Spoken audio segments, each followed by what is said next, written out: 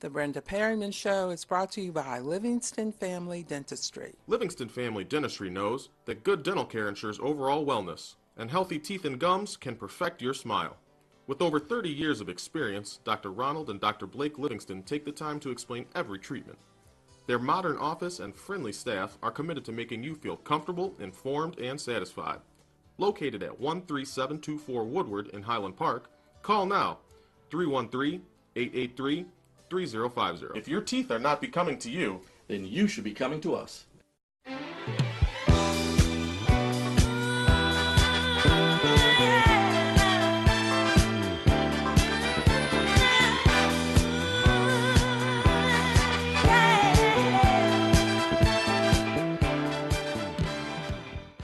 I am live, I am live, I am live. Happy Friday.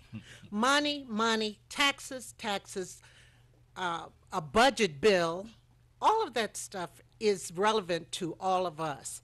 And this morning on this show, we're going to devote our time to money and hopefully making more money. And I have with me, my co-host, Ellis Liddell. And I also have Diana Pegler. She's a tax expert. Now, a lot of us heard about the bill that was passed by the Republicans, and it was December 20th, right? Correct. We're going to talk about that this morning and talk about money and how this affects all of us. First of all, I would like an overview of what you all think about the bill, an overview, before we get into specifics. We'll start with ladies first. Well, the first thing I would say to people is that this is effective January 1, 2018. Year 2017 is not affected by this. It's a bill that we won't know the true effects of it until people file their returns in 2019. And everybody's situation is different. The corporate tax rate is 21%, and when you reduce the tax rate, there's going to be a deficit. And who makes up that deficit? It probably will be us. Absolutely. And I'm not paying for a wall. But anyway, Ellis. Okay. As an overall, it's going to incentivize small businesses to be creative. When you say creative, to be creative. Created. To Okay. add more jobs. Right. So everything, it's the tax and jobs bill. We've reduced it to the tax bill, but it's the tax and jobs bill. And Walmart, with 1 million employees as a result of this, went to $11 minimum wage for Walmart. I saw that. And it doesn't mean the people that they already have who are making $11 will only make 11. It means they get a bump too. So if more corporations follows Walmart's lead, then wages will start to go up. Now, is $11 minimum wage the right wage for today in America? Absolutely not. $15 would be more appropriate. However, it's a start from the almost $9 minimum wage. Well, that's so, but Walmart, or that's Sam Walton's company, right? Correct. They just are closing all those Sam's Club stores. Correct. And thousands of people are losing their jobs. Correct. Now, see, you did something that most people don't. When we heard that Macy's was closing 100 stores, nobody related that to the thousands of jobs associated with closing 100 stores. Right. And they talked about emphasizing on more online. So, in one hand, Walmart give it, and they Sam's Club take it away. Right.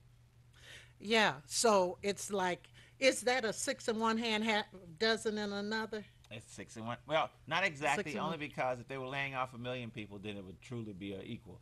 So Right. I would say that the tax bill is going to have an effect on all of us. It can be, let me just say this here. Anything that you deal with can be positive or negative, all in how you approach it and how you look at it. I just want to lay that out. Yeah. Well, Diana and Ellis, like, my major was drama. So that's telling you right there that I'm not one for, I'd like to keep it simple. Mm-hmm. This is encouraging me to learn just much, much more. Now, the corporate tax cuts are sustained over time, a long time. Yes. But we Have a reset. Yes. It will sunset December 31st, 2025. And that's what, 7 years? Yes, ma'am. And That's it sunset- ridiculous. It sunsets to the unknown. Wow. So they've got some time to work out a better plan if they want to. Well, tell me this. Do you think that a new party, or say the Democratic Party, who voted against this bill for a number of reasons, do you think that they can, if they came into power, they can just say, well, let's revisit this? Absolutely. Yes. Okay, because, well, let's talk about some of the things. The child tax credit. Now, I remember when my children were young, I used to love that part because I said I get to deduct That's for the right. kids. But it changed from 1,000, it was only 300 or 400 when my kids were young, to 2,000. And a child must be under the age of 17. Well, why not 18? 18 seems to be when they go to college. Exactly. But that is the IRS ruling, and we just have to make sure that we inform the public that that is, in fact, the rule. In fact, what we want to do is encourage people to prepare now so that when they file their return in 2019, they will be prepared. Absolutely, because there's some surprises in this bill, and I really want you to listen for them. Now, they phase out the eligibility begins at 400,000 and 200,000 for other taxpayers. Would you explain that? That There, part. there are some tax credits that are, you get the credit, and there are other tax credits that are affected by how much income you have. Okay, so if I make 400,000 doing this show, Right. if I make 400,000, I have children of a certain age, I can't do the deduction. That is correct. Okay. And that's the challenge is that, again, you said it earlier, you give it in one hand, you take it away in another. But later on down, as we talk about a couple other points, you're going to see that they gave you something back in exchange for what they took. Well, I have to see And that. you said something that was critical. When you used to have young children, Yeah. well, they set this up so that you benefit with while you have young children, but then once you no longer have, and guess what? You probably made way more money as your kids got older than you did when you first started having those children. Well, I may have made more money, but my kids ate more food. So you needed it. Of My course. children are all, I'm tall. My kids are all either my height or much taller. So once they finish the food at the table, they start looking at each other, So I'm just going to tell you like it is, So, okay, there's something else in that 17-year-old thing. I graduated from high school on my 18th birthday. And I graduated at 17. Well, yeah. I turned but- 18 in college. So But what I'm saying is, it seems like it would be till 18, and then 19 starts the whatever. again, they're going to make up for it as we go down the list. Okay, You'll well- see another opportunity that they threw in there to make up for what they took away. All right. As a matter of fact, just to peek it a little bit, when we get to the 529 plan, we're going to talk about how they made up a little bit for what they took away. Okay, well, we have the standard deduction. Alternative is an itemized deduction. I always itemized. Is what is the MFJ? Married filing joint.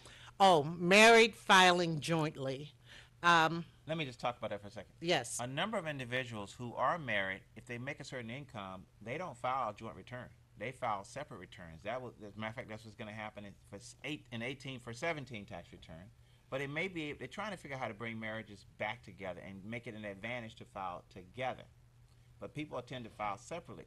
So when you sit with your tax preparer, the key thing to ask is and will we be better off filing together or filing separately? Ms. Pegler mentioned something earlier.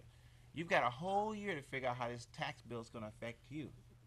Tax jobs bill, right? Tax and jobs bill is going to affect you. So get with a tax expert and get tax advice so that you can find out. That's what we're doing for our clients, is that we're sitting down with them, what we call Tax 365, to determine whether or not the new plan is going to benefit you or whether the new plan is not going to benefit you. If it's not going to benefit you, then what can we do to cause it to be a benefit to you? Because you've got to do something.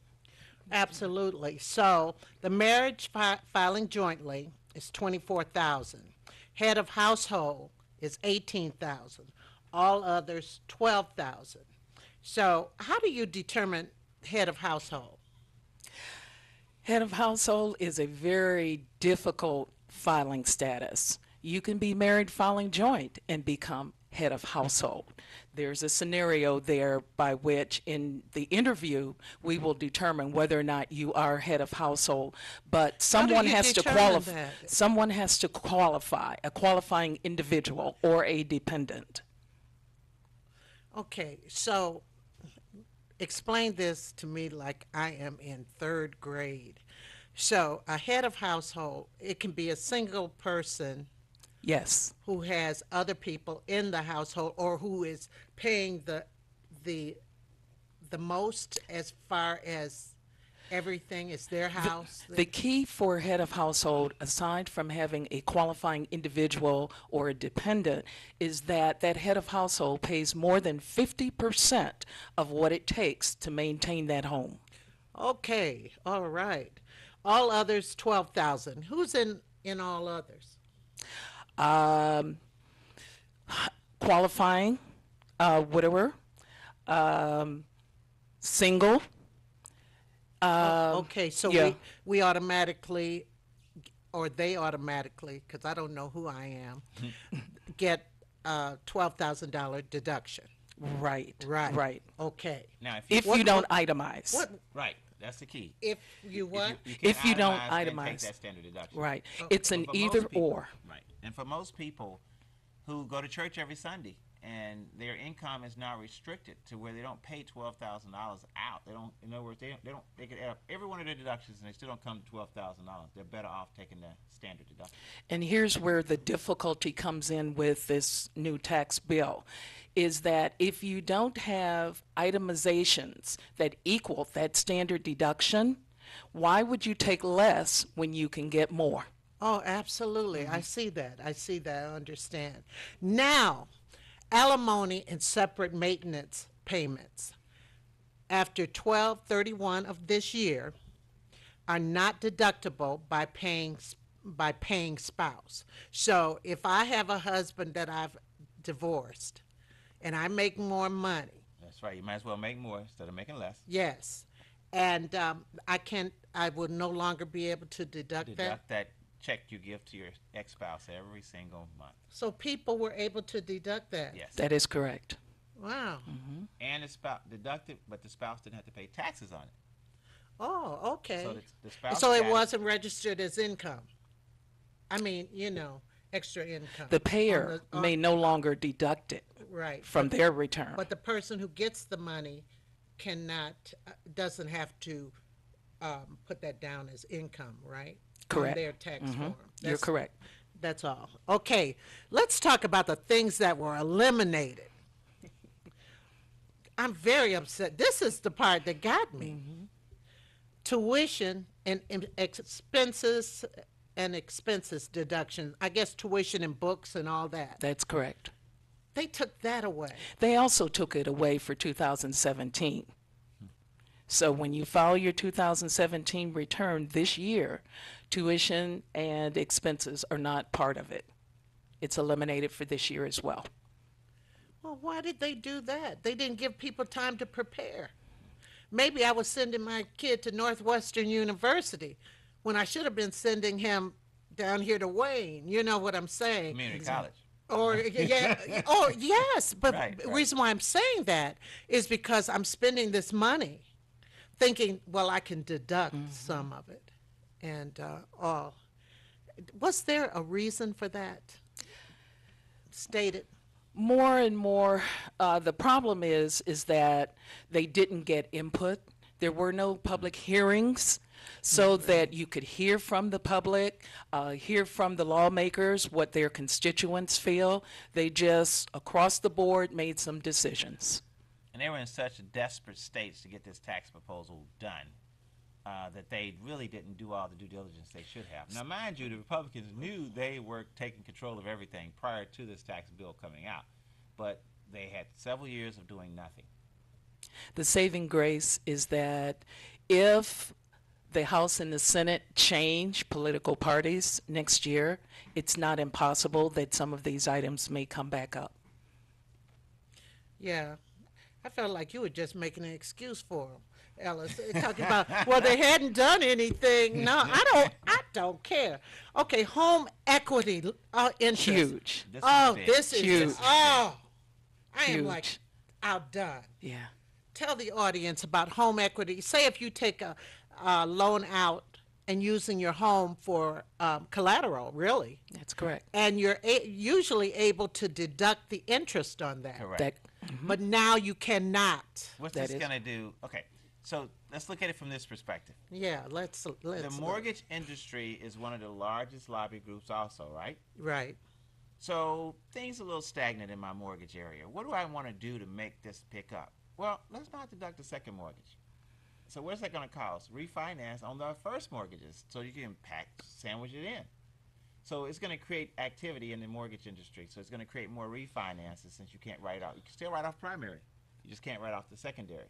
So it's going to people are going to refinance to figure out how to pull that back in. Don't fall into that. You know, I and mean, what you have to be prepared for too are closing costs when you refinance. Think about all the expenses that you're going to incur just to do that transaction. right, right, And right. as a licensed mortgage professional, which I am, I brought that up to say sit with a mortgage consultant and determine whether or not you should. Just like this tax piece, sit and determine whether you should refinance or not. Oftentimes, you probably shouldn't refinance, but there are certain situations where that you should. I had a gentleman in the office yesterday. He said, "Oh, I just did a 30-year mortgage on my house. I'm 46 years old. I'd be 76, and no men in my family have lived that long, so I'm not gonna pay for this house." So that was his mentality. But my thing was, what about along the way? How much interest you're paying on that house? So it's one of those things you have to sit with a mortgage professional and determine whether or not it's in your best interest to refinance or not. We just can't do a blanket and say, "Oh, don't do it. Don't fall for it." Maybe you should look at that. Okay, okay. If you have any questions, you could call us at 313-868-0342, 313-868-0351, or 313-868-4336. If you have any questions about anything we're talking about as far as these taxes are concerned. Now, the personal exemption allowance for 2017, it is $4,050 a person. What are we talking about? What we're talking about there on your tax return, page 2, there is an exemption allowance for each individual. Don't confuse that with the standard deduction. It is a separate line item. Now, for those people who claim the child tax credit, the offset is that you're going to lose the exemption allowance, which is $4,050. For some people, that may cause them to owe. It is not impossible. So once again, as Mr. Liddell has stated, you need to sit down with a tax professional and discuss your particular situation to see what is in your best interest. Yeah, we want to plug something in here. Ms. Pegler was telling me about a lady who her tax return wasn't signed by the preparer. What does that indicate when the tax preparer is unwilling to sign your return? Potential fraud. Oh, okay. That's a good You point. should never have your tax return prepared and not have that preparer sign it. Okay. Because they're not taking any responsibility. It's he say, she say, your word against theirs. If there's some items on there that's not true, they're no longer responsible. The responsibility is totally on you from the IRS's perspective because you have a return that was not signed. So you say, well, somebody else prepared it. Who prepared it? Well, in your office, do you prepare, or who prepare? I Ms. do. Pegler. Okay. If somebody is going to get audited, do you go with them? I am not an enrolled agent, but I can write communication that explains what transpired in preparing the return. Okay. And having been audited, I think I'm on my 10th time since I started. you sound like This is from Donald Trump. 1993. I can tell you that, I mean, the computer likes certain Social Security numbers. And the lady told me that when I came back 2 years later, and she said, this is 93, I got audited for 93 and for 91 and 92. And they brought me back in there in 94, and the lady looked up and she says, "You're back?" She goes, most people never get audited once in a lifetime, and here you are, you get, this is like number 3 for you. And she said, it likes your Social Security number. I said, what can I do? And she said, if I was going to advise you, which I can't do, I would probably file what do you call it when you file late? Oh, an extension? Yeah, she said, I'd file an extension and do October or something like that. And that got me out the loop for years, and then I filed April 15 like everybody else one time, and sure enough, the next year, Really? they called me back up. And it just continued. So, yeah, 9 times having been audited by the IRS, it's no fun. It's stressful. They rank it up there with divorce, death of a family member is number 3. And giving a speech in public. Nothing frightens me more than the IRS. And I was audited once when I was 20-something. I'd just been teaching a year, and me and my husband. And I went down there. I couldn't believe it. I said, but I'm a teacher, and we buy things and this and that. I was trying to fight my case. We won. But I never wanted to go back there again. That was horrible. And you've been fortunate not to go back again. Let's not jinx it. Let me find some wood. I have had clients go through an audit, and typically what I do with them is have them come into the office and we do role playing. And in doing that role playing, I tell them how to say and how to respond to that examiner. There's a certain way and that you should communicate in terms of answering a question. And what she's saying is, don't get to talking too much. Don't offer any Answer the question information. being asked. Stick to the script. Now, everybody get each of the times I got audited, I had a CPA, and the CPA had worked, turned the return in, and then eventually someone said, maybe they're not auditing you. Maybe they're auditing one of your the CPA's biggest clients. I was like, what? And so the last 4 audits were because I was one of the larger clients at the CPA. Wow. Yeah. We also tell our That'd never be my problem. Yeah, let me just say this here, though. Ms. Pegler does something that I really like. If we have a question regarding her tax return, she's on that phone. Sometimes she has to hold for an hour waiting the IRS to come on until the IRS answers the phone.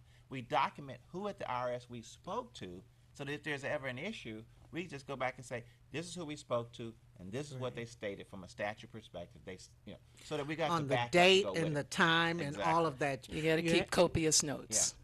Okay, the individual mandate, and we know what that is. That was part of the Affordable Care Act. Proof of minimum health coverage is not required. Yeah, they took that out, and a lot of people were happy about that. Right. However, I mean, we know we live in a nation where we want 100% health care offered. Right. And all of us thought that was a great move to be able to offer 100% health care. I know people in Mississippi who don't pay anything for their health care because their income is so low. And you're talking about other rural areas where there just aren't any great jobs. And they have Medicaid. Medicaid. Yep. Yeah. So at least Obamacare gave them an option when they started making a little money. They got off the rolls for Medicaid. Now they have some cheap, it's zero cost for many of them. Now, what they said is that Obamacare was basically getting out of control because the insurance companies were controlling the price. It's almost like price fixing. Well, that's going to happen when you only have a few carriers who signed up to represent the government. If everybody had signed up, it would be more competition. Right. And let me just say this here while we're on that. A number of people who retire here in the Michigan area are paying high Medicare costs because the people who advertise on TV are probably some of the highest ones in the country. So you've got to go down 11 deep to find someone who probably fits your budget. You could pay $1,000 more for an individual Medicare policy, the supplement policy. Right. And you can find a company offering that same Medicare policy, exact same benefits for $300. So if you just go for the first one you saw on TV, you're paying a lot for that. And we saw a lot of commercials. Oh, yeah. A lot of commercials for these companies. But the insurance lobby is huge, right? Right. Let me just say this here. We said something that's critical. The mortgage lobby is huge. The insurance lobby is huge. If you don't have a lobby, you're probably not represented. Right. The pharmaceutical lobby. Huge. That's why in Canada, you can buy a drug that's like $10, but in the United States it's $120. Starts at $120. and guess where it was it's probably manufactured in Canada, and you could get it across the border, but you can't do that. I know that is so unfair. Yeah. What were you going to say, Diana? The constituents that this mandate hurts the most are the people with pre-existing conditions. Yes. Because you don't get that flow of income to help pay for their pre-existing conditions. So cruel. Yeah. In some ways, I just don't understand what the affect is that keeps people from it. Is it greed? Is it, from the legislators who want these types of things? Let me just say this here. The target in America, the number one capitalist society in the world, is to have more capital. That's the target, is to have more capital. That's the trophy. The trophy is, you don't just want to be a billionaire anymore. You want to be you don't want to be a millionaire anymore. That's like passe. Now you want to be a billionaire. For what? I'm not saying don't be one. I'd love to be your representative with your $1 billion. Okay? However, that became the trophy. So now everybody we're looking for our first person to be a trillionaire now. And that's crazy, but that's the way our society is set up. It's set up where more people want more capital. That's the reason why a corporation would hire employees and pay them minimum wage. You ever watch the show about the boss? He comes in, he works with the people he's paying minimum wage to, and he sees how hard the job is, and he always gives them a car, or he does something for those people because he realized that he's basically a slave master. Gosh, yes. He sees what it takes to do that job. Right. And then, yes, and the loyalty. He sees the loyalty. He sees a lot of different things. Okay. And not enough of the legislators see that. That's the point I'm making. And some of those legislators have found themselves becoming the rats in the maze. They're going through the same process, trying to build their wealth up and trying to make sure that they've got the biggest campaign budget to make sure they get back to their job in Washington. So when you start having all those in a capitalist society, it kind of influences what ended up being this tax legislation that we actually got versus the tax legislation we should have had.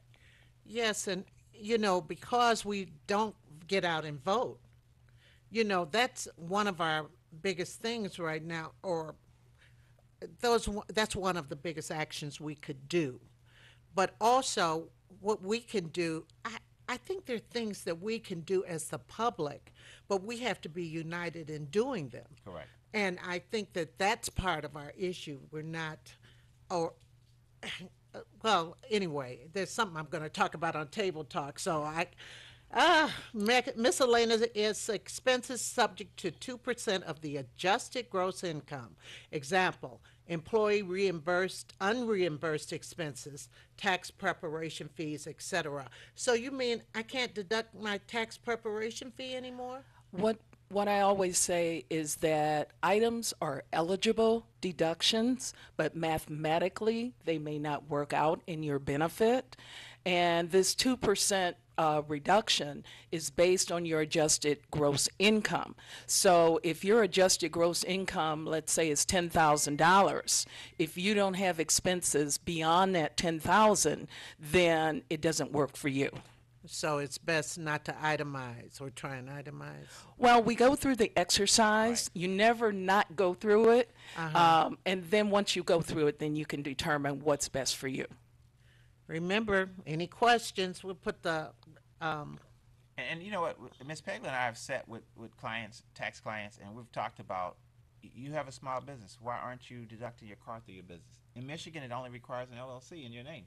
If you have an LLC in the name of your business, you can walk into a dealership, and they won't give you a hard time about purchasing a car in the name of your business. Oh. So there's things that there are things you have to think about. So are you saying, okay, because I have an LLC, right?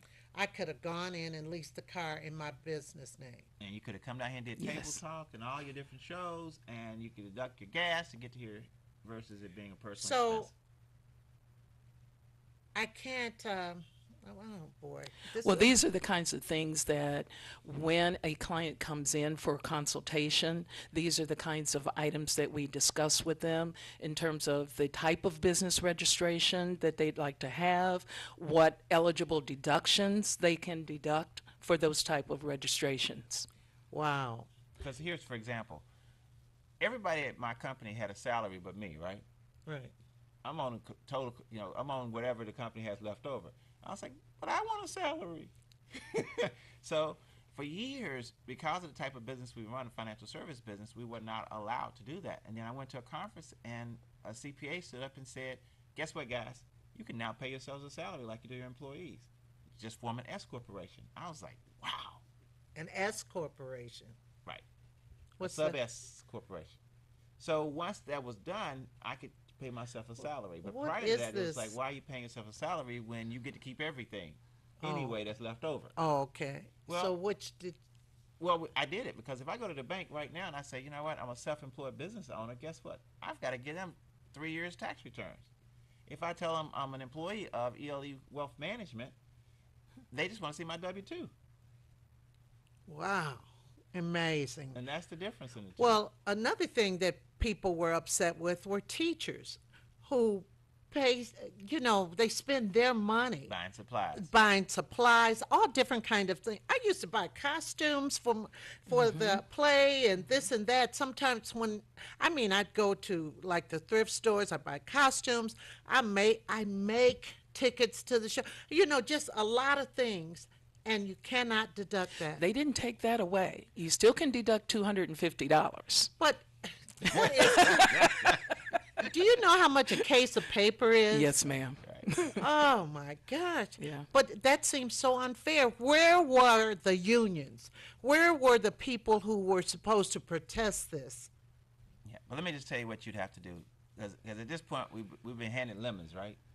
So we can make lemonade. So here's what you would do. Someone needs to form a nonprofit organization on behalf of those school teachers. If you're going to spend $1,000 on your kids, you donate that $1,000 to the nonprofit organization, and they buy the supplies that you need. Now now Ms. Pregler will say, "Oh, we can do that." So it's no longer stuck at $250. You now get another $750 of deduction. Correct.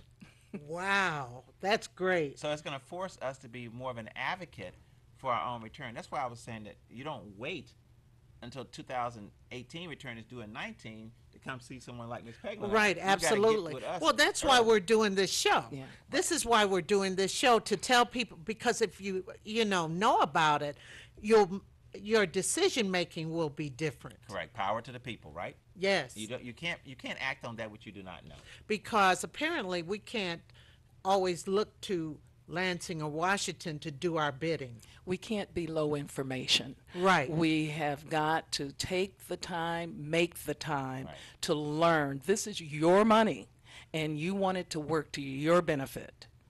Because Lansing and Washington both have their own agenda. Absolutely. What if we're on a fixed income? Does that go in anywhere here? A low fixed, middle fixed, or a high fixed income. So Yeah. some people on a high fixed. I have a client whose $172,000 a year is her fixed income. Oh, wow. She did well in life. Okay, so that's her pension and her Social Security. Wow. So she's on a high fixed income. So you got to ask us about which fixed income. Okay, a middle fixed income, or no, upper lower. Upper lower. Well, it really depends on where your income falls. For those individuals who are low income, this isn't going to affect them that greatly. It's pretty much those folks who are over that $50,000 threshold and above that this could have an impact. Yeah, a number of people are going to be in a 0% return this time. 0%, which means they don't have to file a return if they make under a certain threshold. Yeah, my mother, I stopped filing her returns. 9525 is the number. $9,525. If you're under that, you don't have to file. Well, I just don't do it because she's 98. So what are they going to do, right? I know. I mean, really. We're not going to think like Miss Perryman, okay? No, no, but because I would go every year and it was nothing. She didn't get anything back. She Right. didn't. It was a wash. It was a wash. Okay, bicycle commuting expenses. Well, a lot of people ride bicycles today, either to be healthy or it's just a choice that they make. And the IRS had allowed people to deduct the expenses of that, the repairs for their bicycle, whatever it took. Some people ride their bicycle to the bus stop, and they have a bus pass that they get. those deductions are gone. Oh, unfair. Yeah. Okay, now let's look at the moving expenses reimbursement. Now they say that's military only. Now that's not job. Say if my job is moving me to No, ma'am. Yeah, your job is going to pay your relocation. Yeah. So basically, the corporation gets to deduct that fee on behalf of moving you. So they write you a check for $25,000. I had a client who recently left here, and State Farm closed a number of offices. She moved from here to Dallas to their corporate office. Well, they gave her a check for $50,000 for reload purposes. oh well that's So that's good. not income. Right. That's for reload. That's for purchasing another home or renting a place temporarily. What if I apply for a job in Kansas and I get the job, but they're not going to pay my Moving expenses. They leave it on you. so that's what this is about. Yes, right? ma'am. Okay. Unfair. Estate gift tax exemption increased from $5 million to $10 million.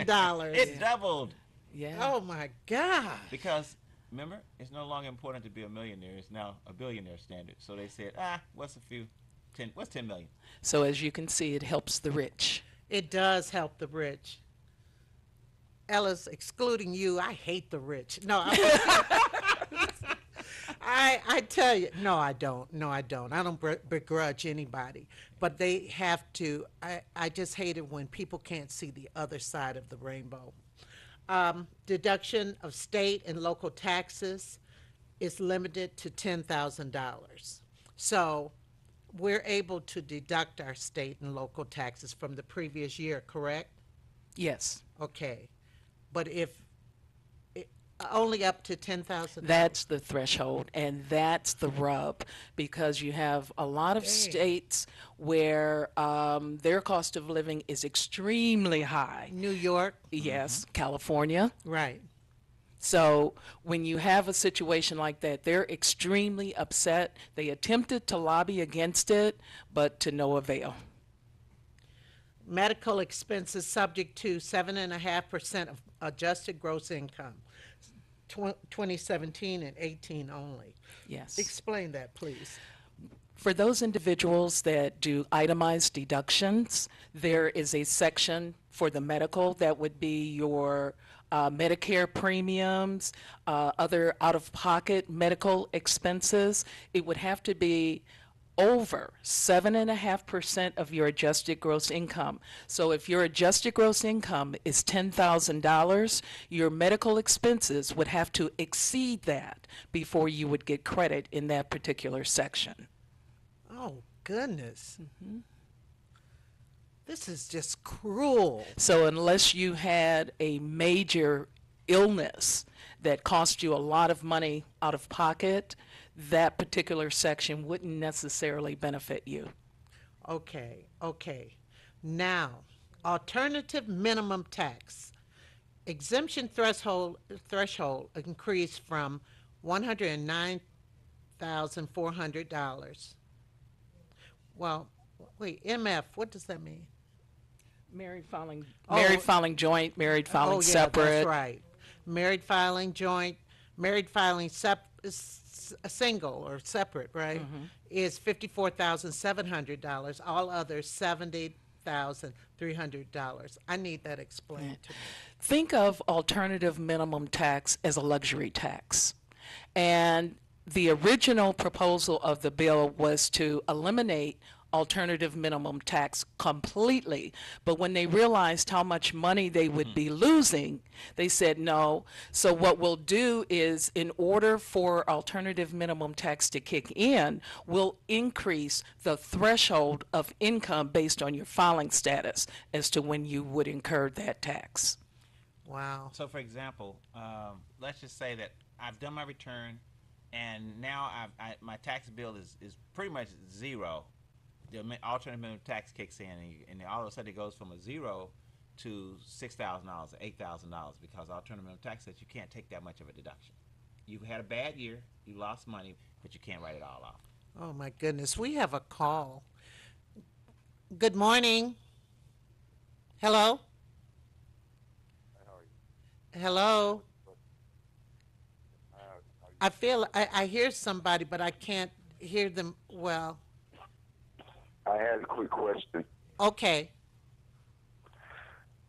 Yeah, I wanted to know a person on a fixed income, you said, that makes exactly $9,000 a year. Are there any deductions they could claim to file income tax, or it wouldn't be worth it? Yes, It would not be worth it. because of the standard deduction. Yeah, because of the standard deduction that you would be given by the government, it wouldn't be beneficial to you at all. Okay, let's say, And he probably, you Not also even might, the property taxes, not even property taxes? No, sir. Because your standard deduction, we spoke about that a little earlier, whether or not you would itemize or you would take the standard deduction. And just remember, if you can get more on the standard deduction, you would take that. Don't take less when you can get more. yeah, Michael's, you're actually going to end up being a 0% filer. let's, maybe the audience didn't hear the question, so would you reiterate what he was asking? The caller was asking if their income is $9,000. It's a fixed income. It's a fixed income, whether or not it would be to their benefit to claim property taxes and other itemized items.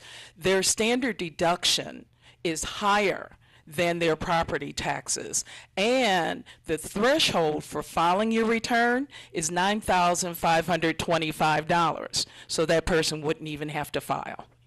Wow. Any other question, Michael? Okay. When you say standard deduction, what do you mean by that? Standard deduction is something that the government gives you based on your filing status.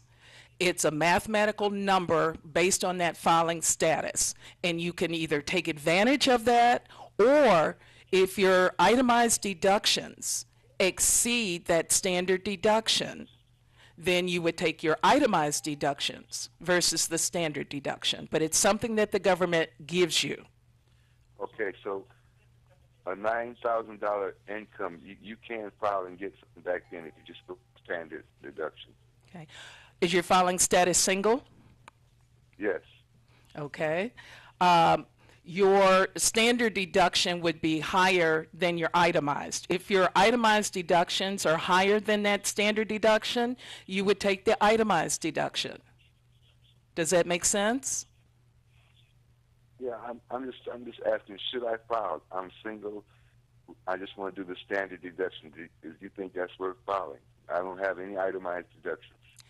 If your income is $9,000, as you stated, you do not have to file a return.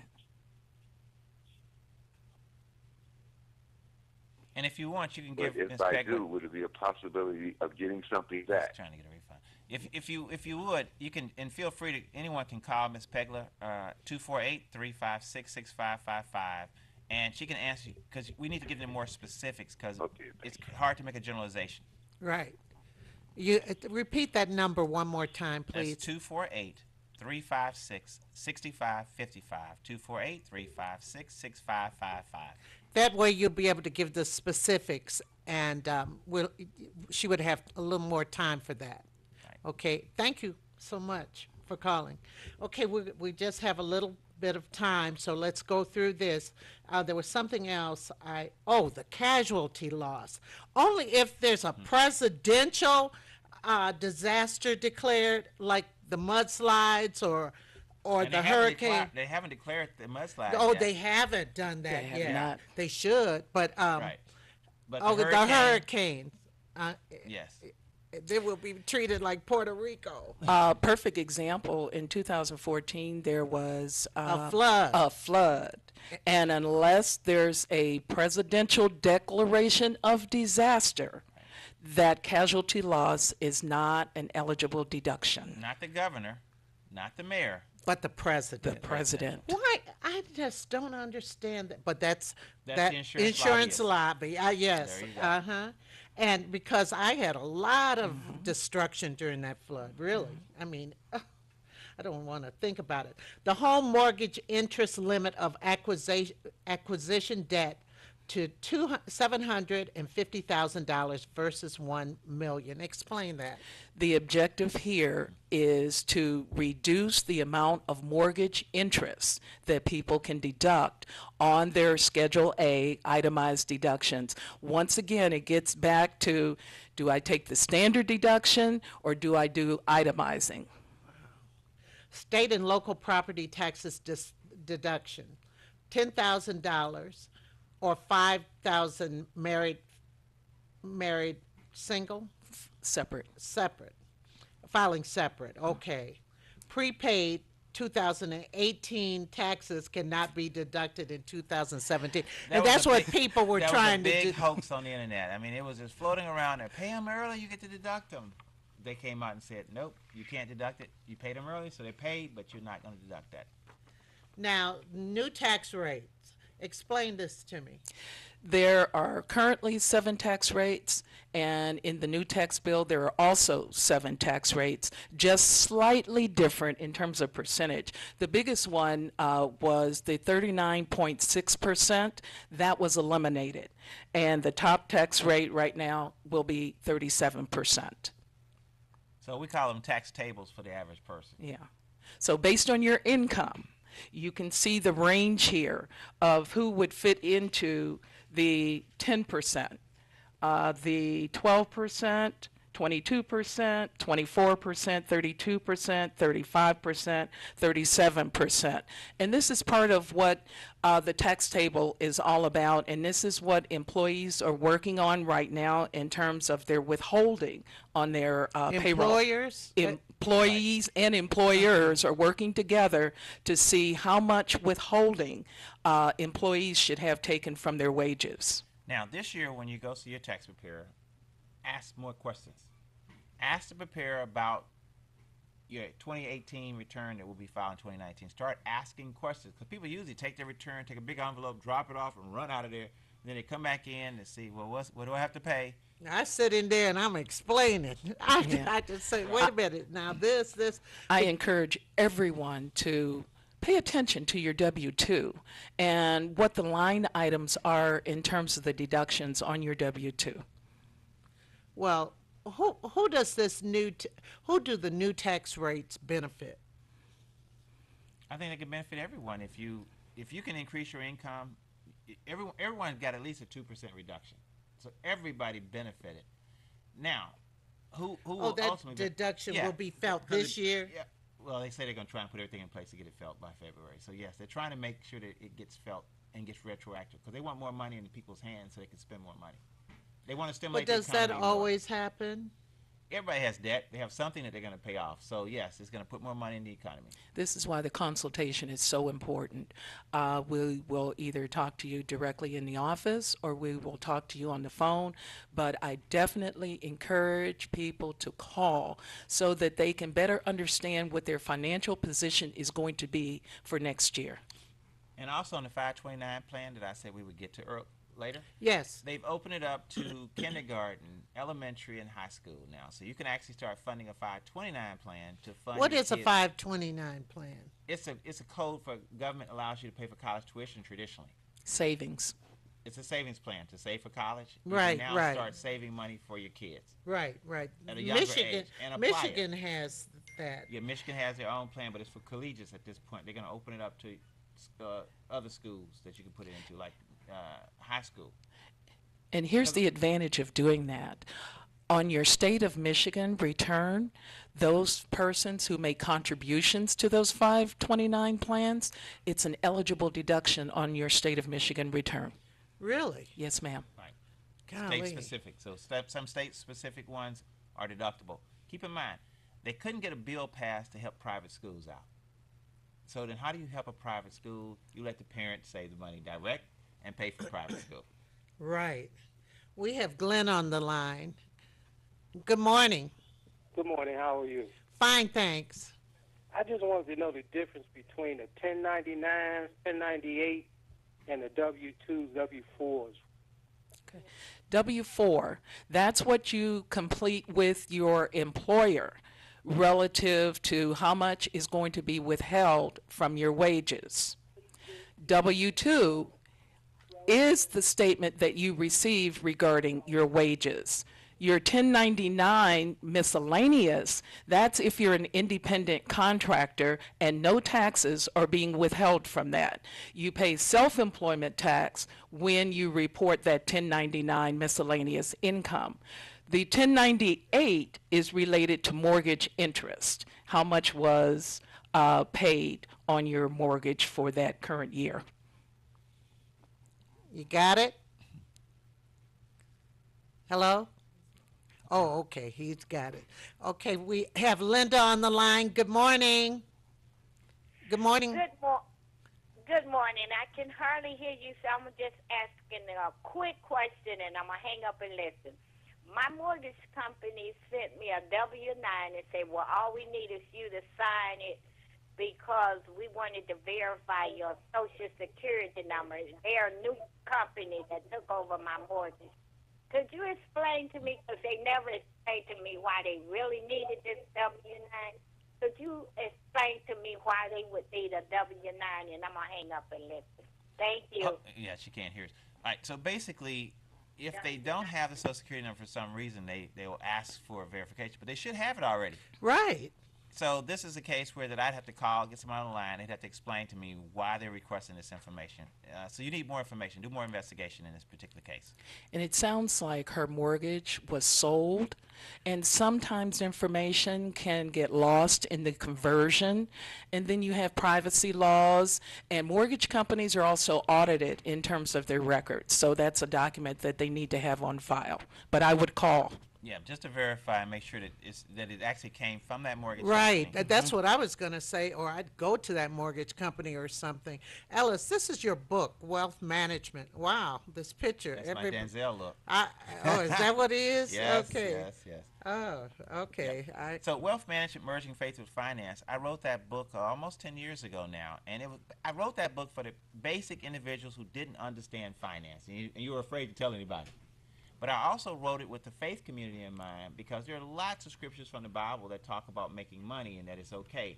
I remember hearing someone say it's easier for a camel to go through the eye of the needle than it is for a rich man to get into heaven roughly. Yeah. Well, the eye of the needle wasn't the needle that you sew your clothes with that hardly anybody uses anymore. The eye of the needle was a huge gate that the camel had to learn to bend in order to enter the gate. So some people misinterpret scripture. I remember my mother used to always say that in my house, Hi, Mom. in my house there's many mansions and there's going to be one for me. Well, when I got to college, when I went to Mississippi College, it was Bible school as well as finance school. Well, I learned in college that that's not exactly what that meant. It meant that Jesus saved a place for you, so you come to heaven too. Right. But guess what? My mother stood on that verse and she got her a house. I stood on that verse to get me a house. So sometimes you don't have to properly totally understand the Bible to get from it what you need. So that's why I mix merging faith with finance in there. Wow. How do we get this book? Again, call 248-356-6555 to get the book, 248-356-6555. And again, the principles about what is a life insurance policy, when should you buy it? It goes to what's the various products that are out there, like long-term care. What is it? Why should you have it? What frees you? What's a trust? So we kind of go through the basic financial tools that we need, basically from a level that a conversational level versus so many words that you can't. I remember I read President Obama book. I had to get a dictionary to read it while I was reading it. Oh, okay. Because he's a Harvard grad.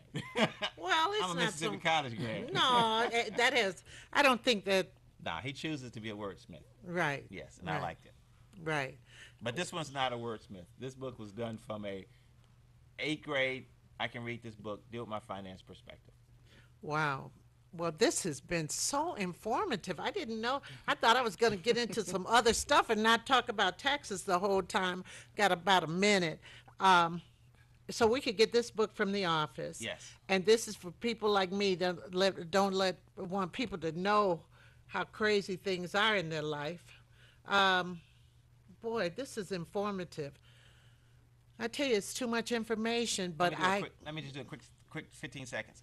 Imagine walking to the plantation, knocking on the door saying, MasterCard, let me in, please. Visa card won't get you out. What you discover is you can't pay your bill. And even though you're an American, there's no option. There's no American. Even though you're an American, there's no expressway out of debt. Right, express, right. That's in the book. And those are the kinds of things I wrote because I wanted people to remember credit cards are not your friend.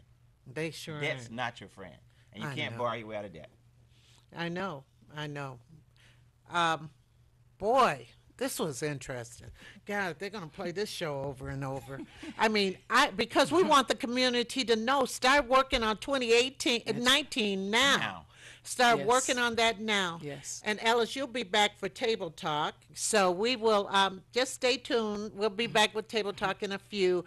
Thank you, Diana. You're You are welcome. so smart. Oh, you are so smart. And you explained it like I was a third grader. And no, but trying to understand all of this, it's Well, a lot to simplicity is the order of the day. Keep it simple. Right. Absolutely. I did my mother's tax return at 12 years old, and she told me, she said, "Baby, don't you ever touch my private business ever again." But I learned from her. Right. We'll see you shortly.